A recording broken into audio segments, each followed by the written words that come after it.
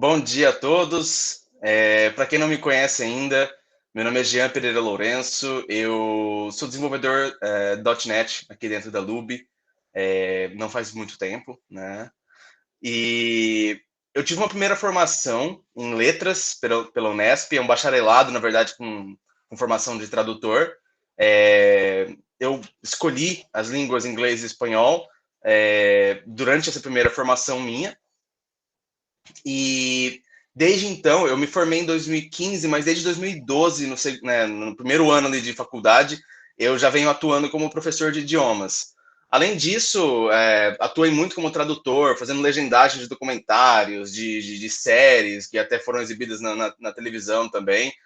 Então, são aí 8 anos, um pouco mais, na verdade, de jornada aí nesse sentido, né? Atuando em cima de idiomas mesmo, como ferramenta para comunicação, né? Bom, um destaque aí também para agregar um pouco mais também. Fui gerente de uma unidade da Wizard também. Não faz muito tempo também, foi ano passado isso.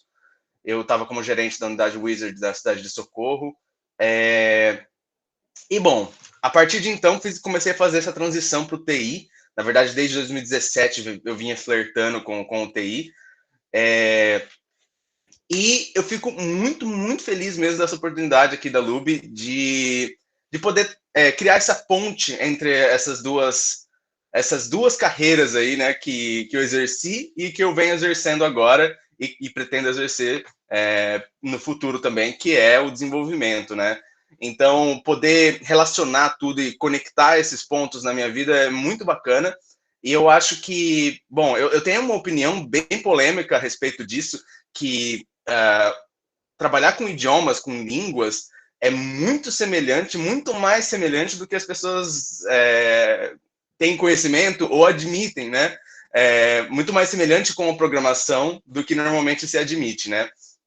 A gente encaixa ali sujeito em predicado, do mesmo jeito que a gente encaixa uma variável dentro de uma função.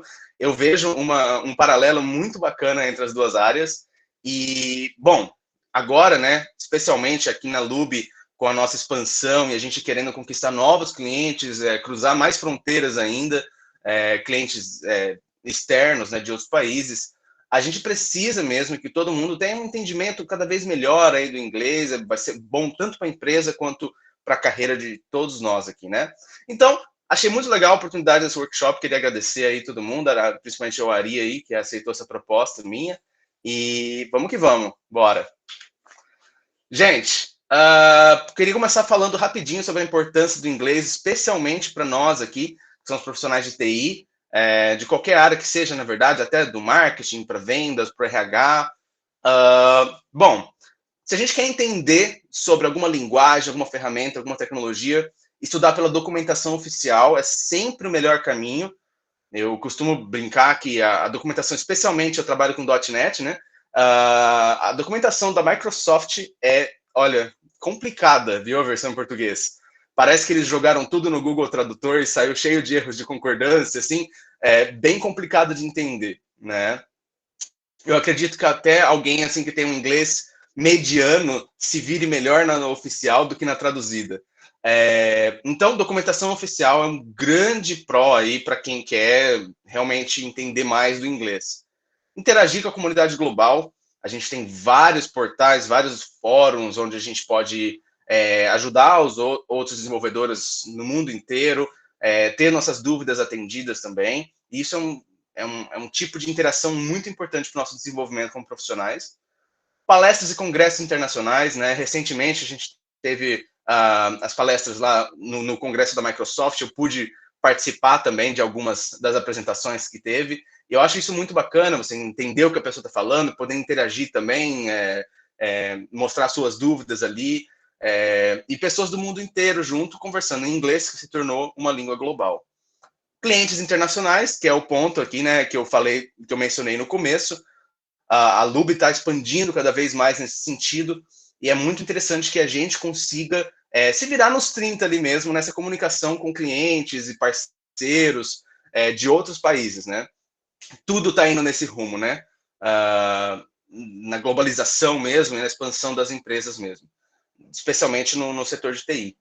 E, bom, o Stack Overflow, né, galera? Todo mundo conhece, né? Todo mundo já ouviu falar aqui. Stack Overflow, a versão global, infelizmente, tem muito mais conteúdo e conteúdo de muito mais qualidade do que a versão em português, né? A versão em português, ela surgiu como um projeto ali, deu muito certo em muitos pontos e não tão certo em outros pontos, né? Eu acompanhei algumas discussões recentemente sobre isso.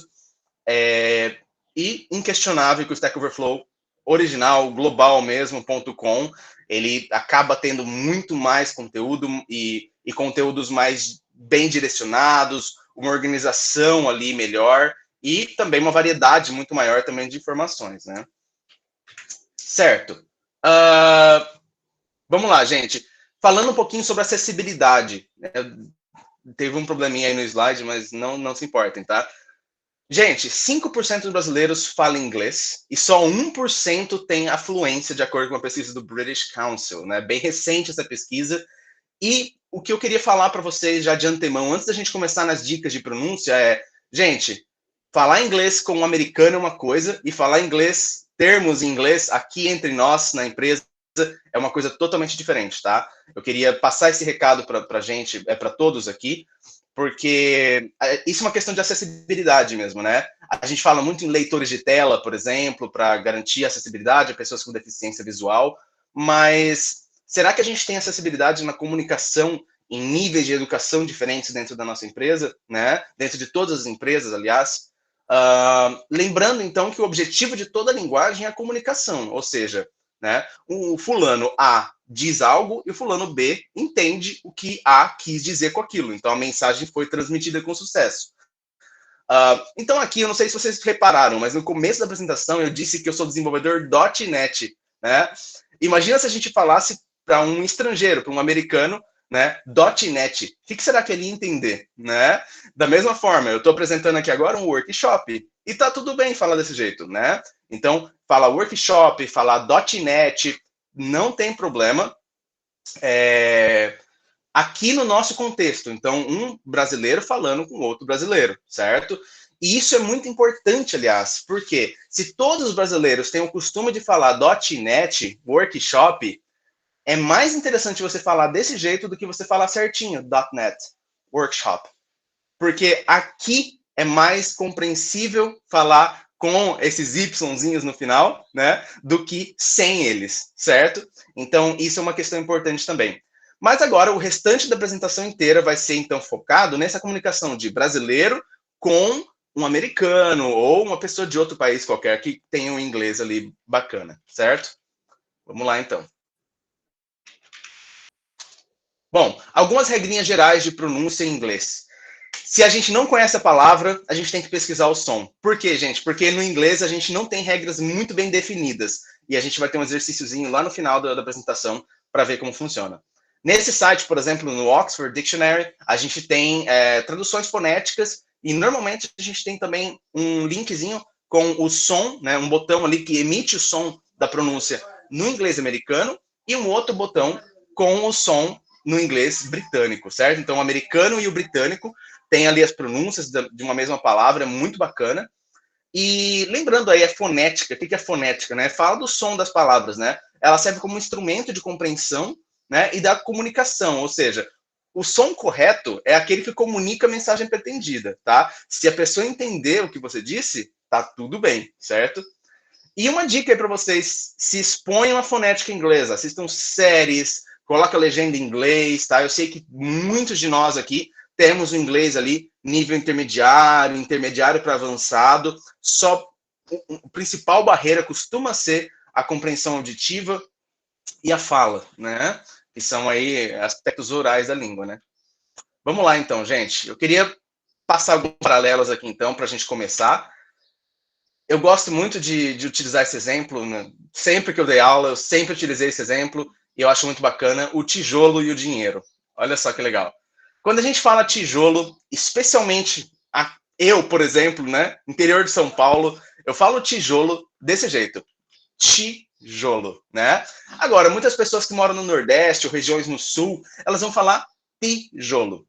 Nesse caso, as pessoas do Nordeste e do Sul têm uma vantagem muito grande na pronúncia delas para adaptar para o inglês.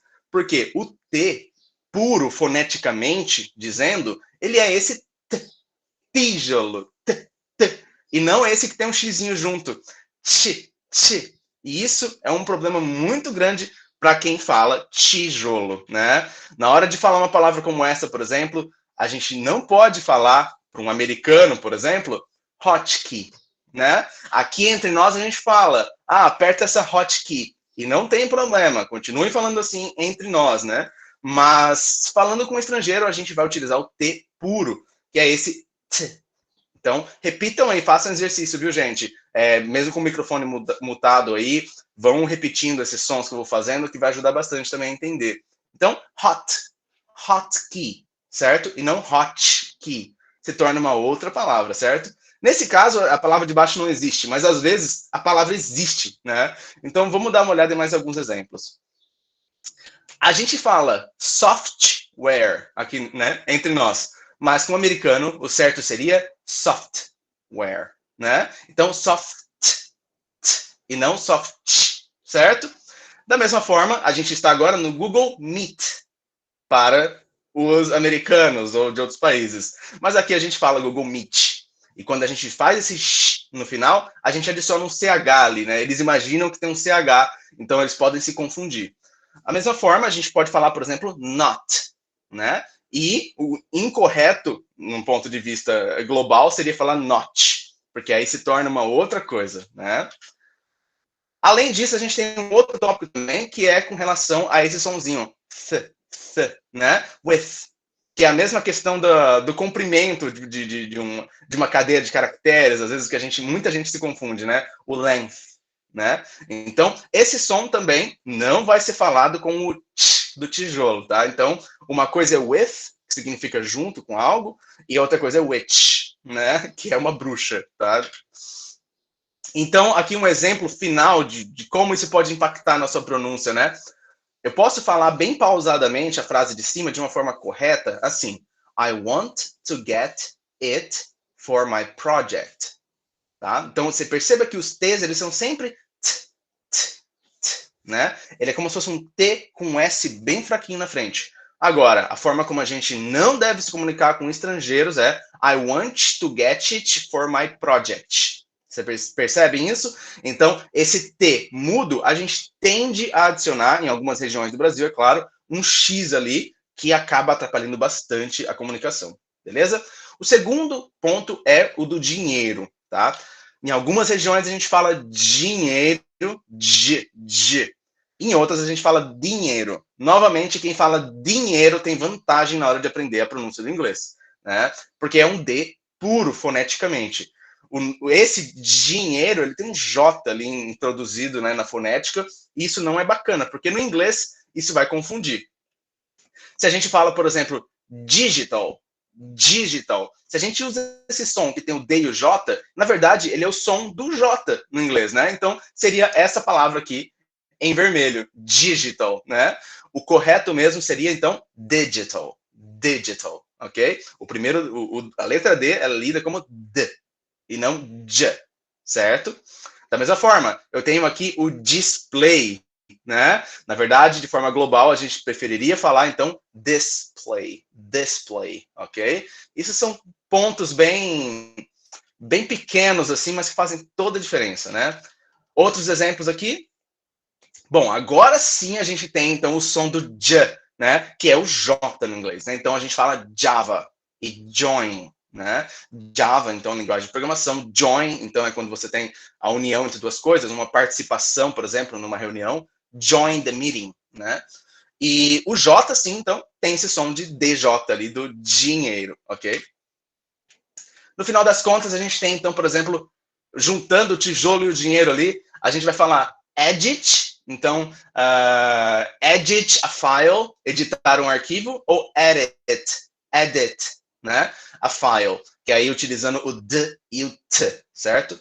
Lembrando, gente, que tem pronúncias americanas mesmo, que elas transformam o D até num Rzinho, né? Edit, certo?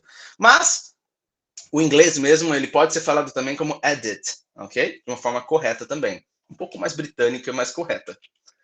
Agora eu queria falar também sobre os 3 R's também da pronúncia brasileira, que não tem nada a ver com esses 3 que eu coloquei aí. São o seguinte, gente.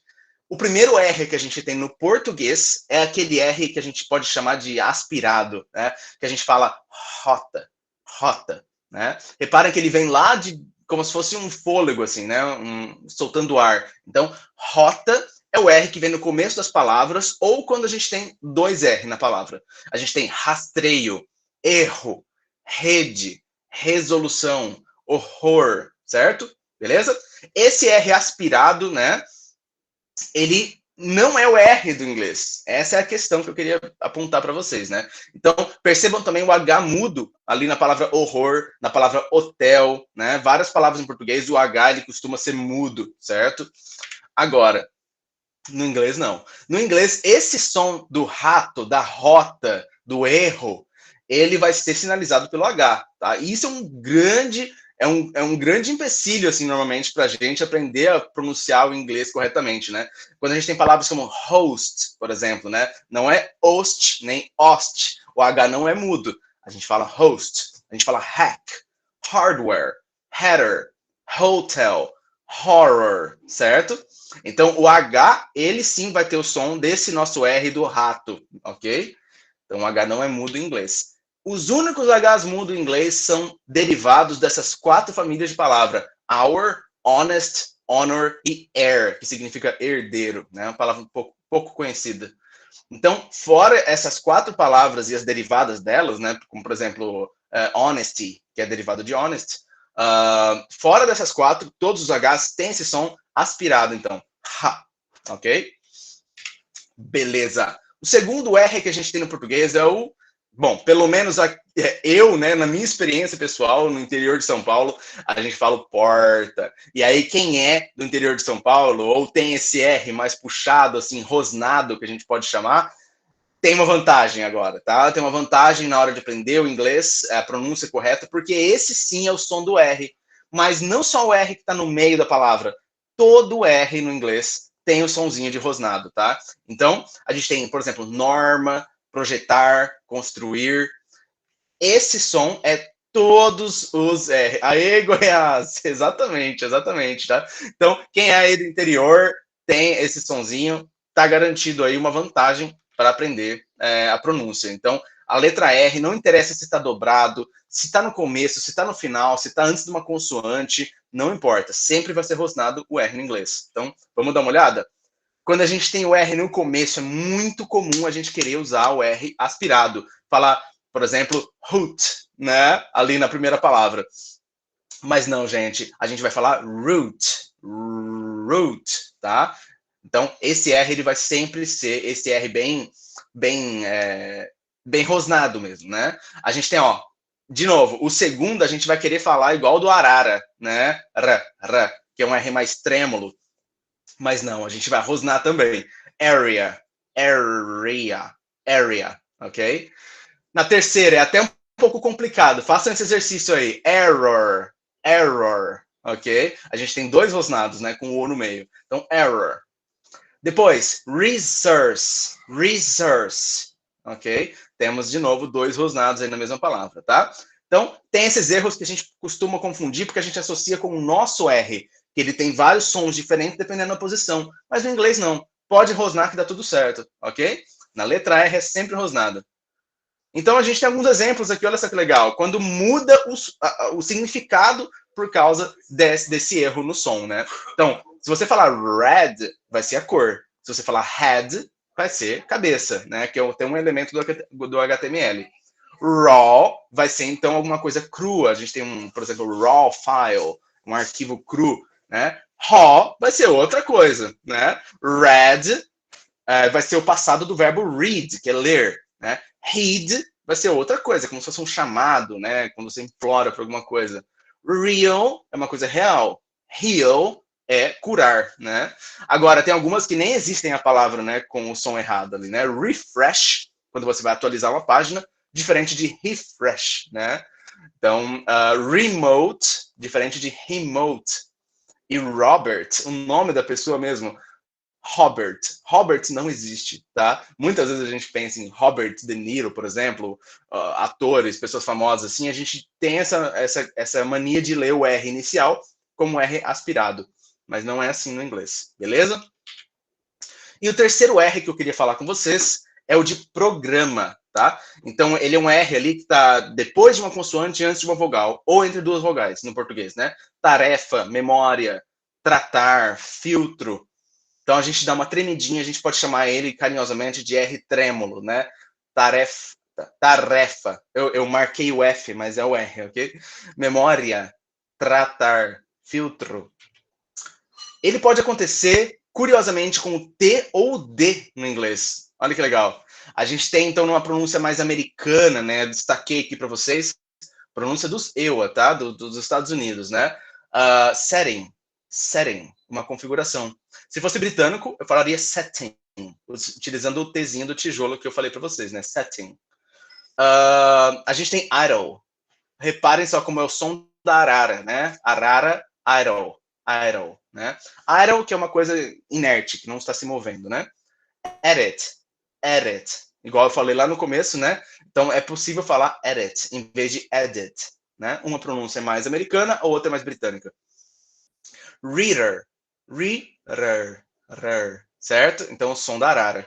What is? A gente tem essa combinação também de uma consoante no final de uma palavra com a vogal na outra, desde que a consoante seja T ou D, né? What is? What is? E depois, at our company, né? At our. Então, o som do R da arara. Então, vejam bem como esses três R's do português se traduzem em sons muito diversos no inglês. É importante, então, memorizar. O mais importante de tudo dessa parte aqui é lembrar que o R no inglês só tem um som e é sempre rosnado, ok? Os demais R's que a gente tem, um deles vai virar o H e o outro vai virar essa combinação de T e D com uma vogal, certo? Beleza. Próximo tópico, consoantes mudas. A gente não consegue falar consoante muda, gente. Isso aí é uma questão assim cultural, uma questão fonética nossa do português brasileiro, especialmente. A gente adiciona ou um E ou um I, né? A gente não consegue lidar com a consoante muda. Então a gente tem a palavra advogado. Ninguém fala assim, advogado, né? A gente coloca um I, advogado, né? Ou até um pouco mais estranho, mas fazer o quê? Advogado, né? Muita gente fala também. Mesma coisa com pneu, pneu. Ninguém fala pneu. A gente vai falar pneu, né? Ou pneu ainda às vezes, né? Porque a gente não consegue lidar. Mas para pronunciar corretamente em inglês exige essa prática. Então, aqui a gente tem uma frase, por exemplo, I get the data that I need. Reparem nessas últimas consoantes, get, né?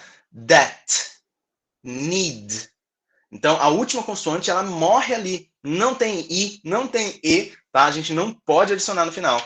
Senão, de novo, né? Aqui eu coloquei um pouco também naquela questão do tijolo do dinheiro, mas reparem no Y no final dessas palavras. I get the data that I need, né? I get the data that I need. Se você colocar esse izinho, eles vão entender que tem um Y no final dessa palavra, e isso pode ser diminutivo, pode virar um adjetivo, né? Se você pensar, por exemplo, na palavra need é precisar, né? Então, essa frase aqui, eu consigo os dados que eu preciso, né? A palavra need, pronunciado corretamente, é precisar. Se for need, né? Na verdade, sem esse G aí, né? Com o G ele fica confuso. Mas se for needy, por exemplo, é uma coisa que pode ser uma pessoa carente, por exemplo, então tem outros sentidos, né? Aqui alguns exemplos, então, de consoante muda e como elas mudam bastante quando a gente coloca esse I, né? A gente tem build, finish, let, get, put, post. Reparem aí, né, nos verbos HTTP. Então, a gente tem, olha só, build, finish, let, get, put e post, que é a forma como a gente conversa normalmente entre nós, né? Então a gente tem ali o get, né? Eu passei esse dado aqui por get na API, né? Por get, a gente fala assim, tá tudo bem aqui, mas quando a gente vai falar com o americano, get, certo? Além de utilizar o T correto, como eu expliquei no começo, também morre ali. Então, get. Acabou. Beleza? Uma outra dica que eu queria passar para vocês também é a questão do of ou off, tá? Isso é uma coisa muito bizarra, mas muita gente não sabe, né, que o of, com F só, a gente lê mais próximo de um V do que do F. Então, quando a gente vai falar, por exemplo, the machine of the company, né? Pode ler como se fosse um V mesmo, tá? E isso é muito importante para diferenciar de off, com o som do F bem forte, que é fora, né? Então, a gente tem uma diferença, né? The machine of the company, na primeira pronúncia, a de cima, a máquina, né, da empresa. Agora, no segundo exemplo, quando a gente fala com F forte, the machine of the company, a gente está falando, na verdade, a máquina fora da empresa, certo?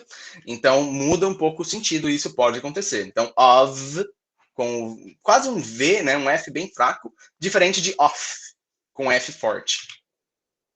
Certo. Além disso, vogais longas e curtas. Queria falar sobre isso com vocês também, que é uma dica bem interessante. Gente, a letra I, eu vou, na verdade, eu tenho aqui uma parte sobre a letra I. Eu vou passar isso aqui e volto para lá, tá? Isso aqui é muito importante, gente. A letra I no inglês, ela nunca vai ser igual à letra I do português, tá? E isso também é uma coisa muito importante, tá? Ou a letra I vai ser forte, e quando ela é forte, quando eu digo forte, significa que ela é pronunciada do mesmo jeito que a letra é pronunciada em inglês, no alfabeto. Todo mundo aqui já deve ter ouvido alguma vez na vida a musiquinha do A, B, C, D, E, né? E lá nessa música, vocês sabem que a letra I é pronunciada como I, né? Então, às vezes, quando a letra I aparece no meio de uma palavra em inglês, ela tem o som I mesmo. Isso é o que a gente pode chamar de I forte no inglês. Agora, quando ela é fraca, né, quando a letra aparece de uma forma fraca, ela não tem o som de I. Esse som não é da letra I no inglês, por incrível que pareça. Quando ela é fraca, né, essa letra aparece com o som de que é um som que a gente não tem no português. Então, isso gera bastante dificuldade também na hora de a gente aprender.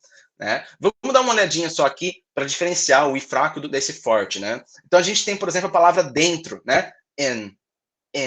Não é in, é in. É como se fosse um meio termo entre e e i. In, ok? Da mesma forma, né? Um link. Não é link, né? A gente fala link, mas o correto mesmo no inglês, link, ok? Admin, men, e não min, certo? Então tem uma diferença. Quando você começa a reparar, você vê que a diferença é grande, na verdade, né? Depois a gente tem o I forte, né? Organize, line, design, certo? Aí a gente vai pronunciar do mesmo jeito que a letra é pronunciada no alfabeto, em inglês, né?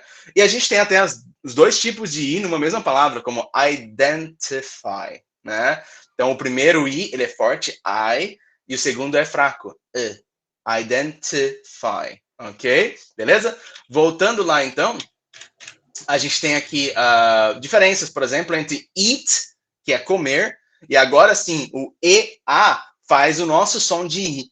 Eat. Agora, quando eu vou falar isso, eu vou falar it, ok? Então, por exemplo, se você falar I want eat, eu quero comer, né? De alguma forma, né? Então, I want eat, eu quero comer. Agora, I want it, agora sim, eu quero isso, beleza?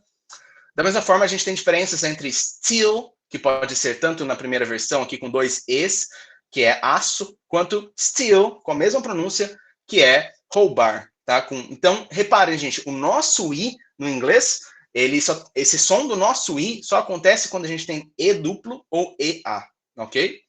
Agora, a palavra que tem o izinho mesmo, ela ou seria um I, ou ela vai ser e.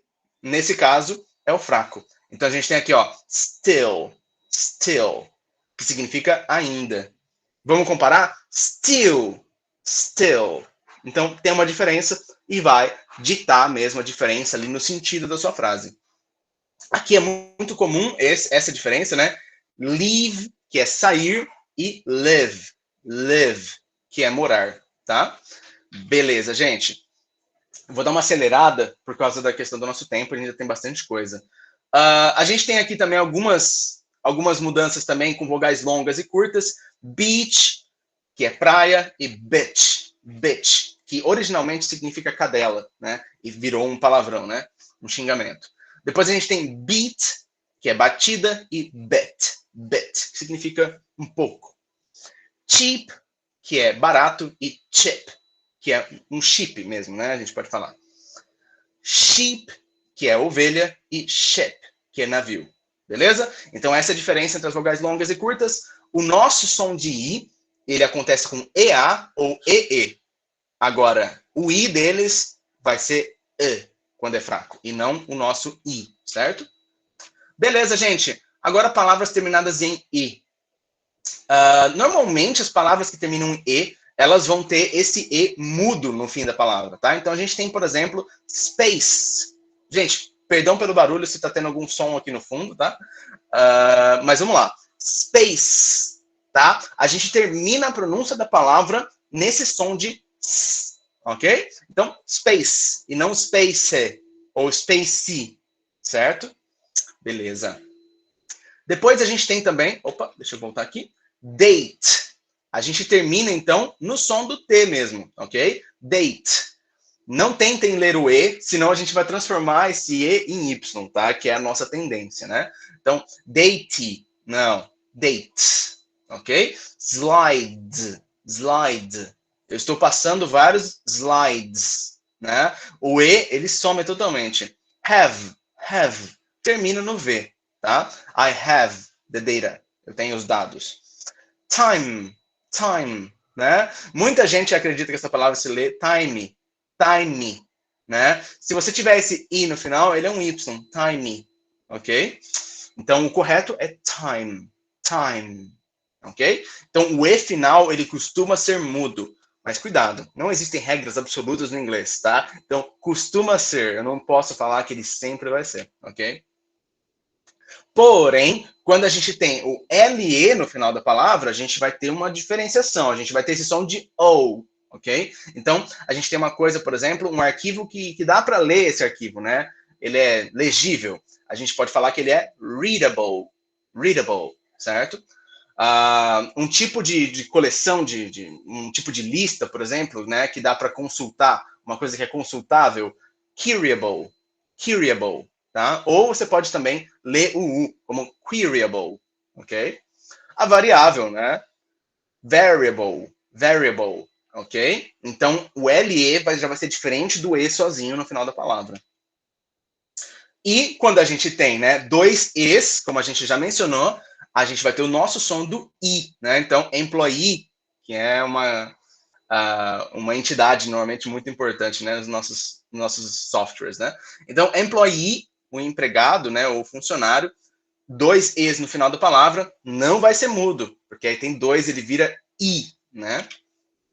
Beleza. Um pouco também sobre o ING, né? Sobre o G no final dessas palavras. Quando a gente tem ING, galera, dificilmente esse G vai ser lido, tá? Você vai acabar a palavra no N. Então, né? Eu estou codando. I am coding. Esquece o G, né? Não precisa se esforçar para falar ele como coding, por exemplo. Embora, é claro, seria compreendido, né, por um nativo mesmo americano, só que não é exatamente a forma mais usual, mais comum de se dizer. Searching, acaba no N, pesquisando, né? Warning, um aviso. Então, o G não é lido normalmente. Porém, algumas palavras, é claro, né, ele vai ser lido. E qual que é a diferença? Bom, vamos ver essas palavras primeiro, né? A gente tem aqui, ó, thing, é uma coisa, né? E esse G, ele é lido, mesmo que termine em ING, a palavra. Outra palavra, ping, né? Que é tipo a latência, né? Ele vai ser lido também. Então, qual que é a diferença entre esses dois tipos de palavra, né? Aqui, gente, nós temos verbos que estão num tempo contínuo. Por exemplo, coding. Isso daqui, normalmente, é uma derivação ali de um gerúndio, né? Por exemplo, eu estou codando, né? Pesquisando, né? Mesmo o warning, ele deriva também de um verbo, né? Que é o warn, to warn, que é avisar. Então, ele transformando em substantivo, ele vira warning, ok? Agora, essas palavras, elas não são verbos que viraram outra coisa. Elas são as palavras que surgiram desse jeito mesmo. Então, quando não vem de um verbo, a gente lê o G, certo? Beleza. Agora um pouquinho sobre o ED no final das palavras, ok? A gente tem, gente, uma diferença também, dois tipos de ED no final da palavra.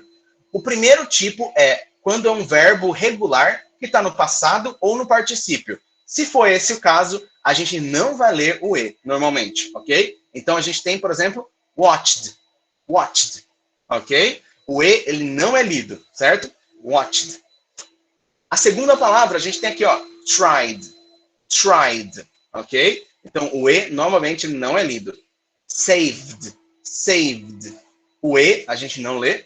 E labeled. Labeled. A gente também pula o último E, certo? Porque essas palavras são verbos, como watch, try, save e label, e elas foram passadas, então, ou para o passado ou para o particípio. E aí você adicionou esse ED. Nesses casos, pula o último E. Porém, palavras, então, que não seguem aquele caso que eu acabei de explicar, elas vão, sim, ter esse E sonoro, né, no final da palavra. Então, led, por exemplo, fed, né, são verbos irregulares, então não tem problema ler esse E. Bed, que é cama, red, que é cor vermelha, são substantivos, também não tem problema. Seed, need, a gente vai ler sim, e aliás, um som até diferente, né? Os dois Es se tornam o nosso I, certo? Então, seed, need, né? Beleza, gente.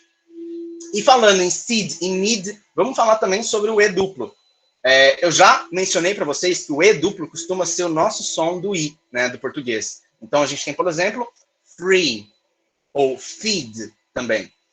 Porém, gente, nem sempre, né? Às vezes, os dois Es, eles são uma combinação de um prefixo que termina em E com uma palavra que começa com E. E nesse caso, os dois não se juntam no som de I, né? Eles vão ter sons separados. Então, aqui nessa palavra a gente tem re-enter.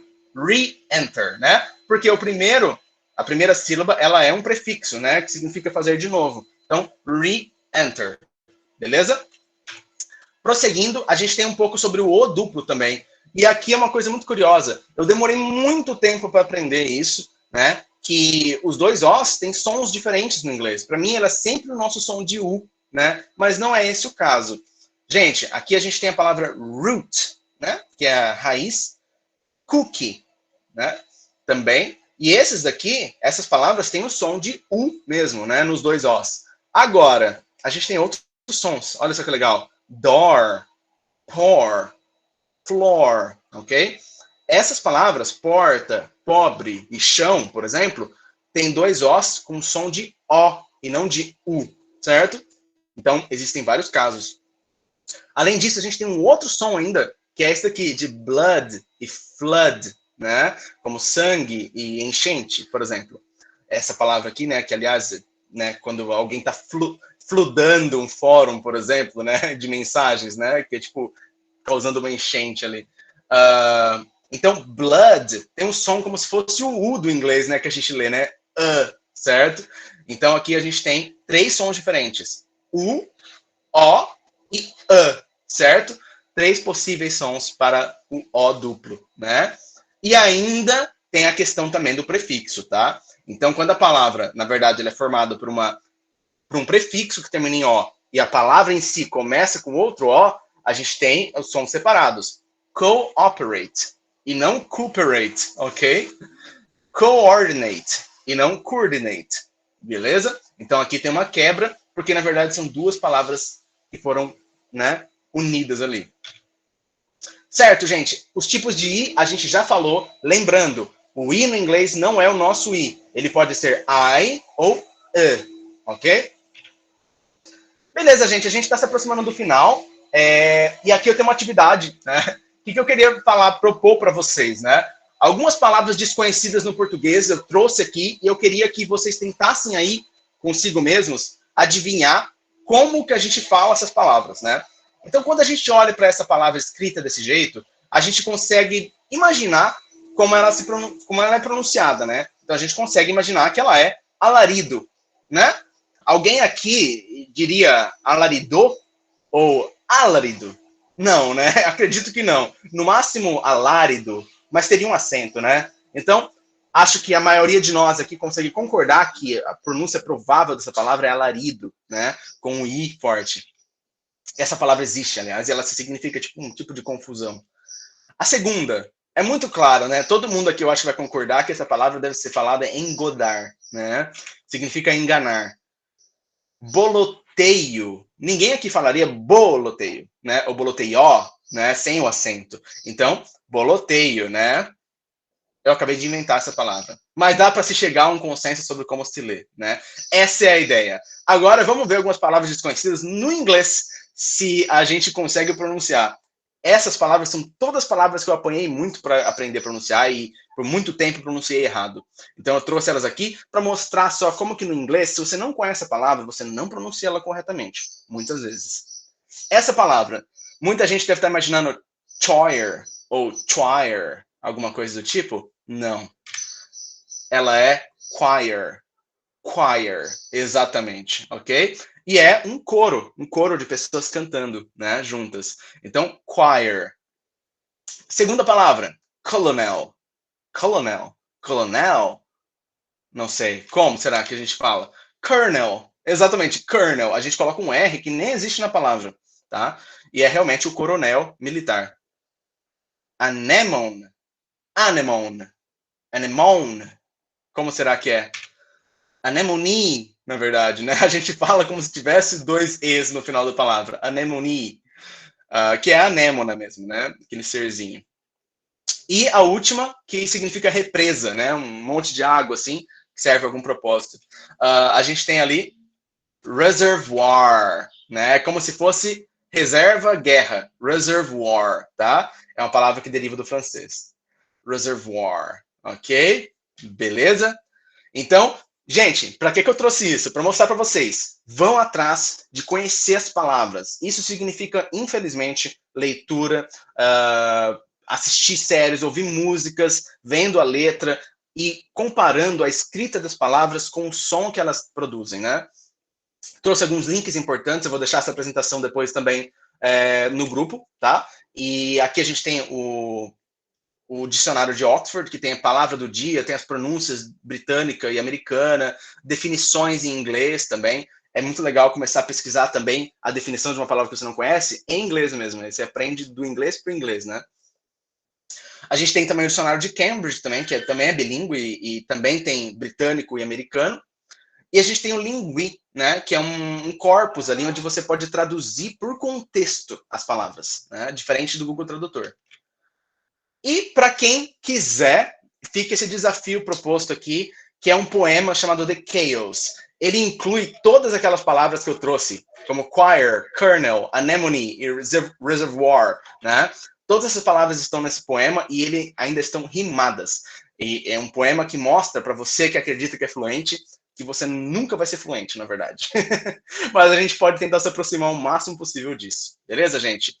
E só para trazer um pouquinho mais de caos aqui também, a diferença, olha só, uma palavra como root, ela deriva para uma outra palavra que não é routing, é routing, ok? Então é isso, gente.